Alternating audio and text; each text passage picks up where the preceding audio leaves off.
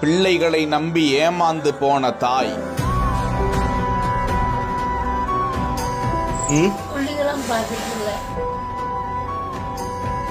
உன்னை என்னால பாத்துக்க முடியாதுமா என கல் நெஞ்சத்தோடு ரயில் ஏற்றி அனுப்பி வைத்த பெரிய மகன். அணைத்து அணைத்து வளர்த்த தாயை அடித்து விரட்டிய சின்ன மகன்.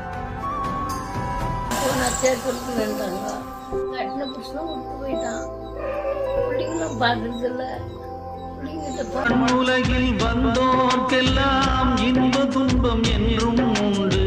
தாயிழந்த துன்பம் போலே துன்பம் அது ஒன்றும் இல்லை. பூமி என்ற தாயும் உண்டு, வானம் என்ற தந்தை உண்டு. நீங்கிடாத சொந்தம் என்று நீரும் காற்றும்